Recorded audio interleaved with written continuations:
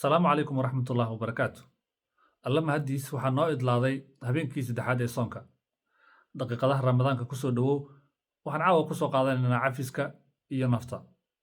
Magaciigu waa Tahliil Colaad. Inta badan marka Ramadaanku soo dhowaado, dad badan waxay dalbadaan cafisna way ku yaboohaan. Taas waxay muujinaysaa muhiimadda cafisku leeyahay. Laakiin ma Ramadaanka oo keliya ayuu cafisku muhiim yahay? Jawaabtu waa maya, mar kasta waa muhiim. Cidda ugu horreysa ee ka faa'iideysa cafiska waa qofka dhibanaha ah ama la waxyeeleeyay. Waxay qofka u suuragelinaysaa maamulka maskax degan iyo xornimo dhanka shucuurta ah. Wuxuu qofka iska saarayaa carada iyo ciilka uu sababay ficilka loo geystay ama lagu sameeyey. Cafiska ma aha hadal oo keliya oo lagu dhawaaqo, waa go'aan qalbiga laga gaaro.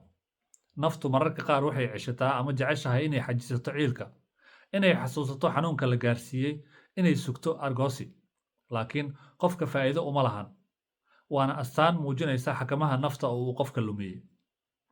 Cafisku ma aha daciifnimo, waa awood naftaada aad muujinayso ama ay muujinayso.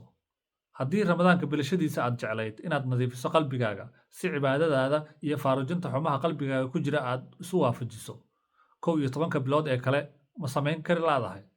Ramadaanka waxaa ku jira faa'iidooyin badan oo haddii aan caadaysanno aan nolosheenna ku hagaajin karno, aakhirana na anfici karta.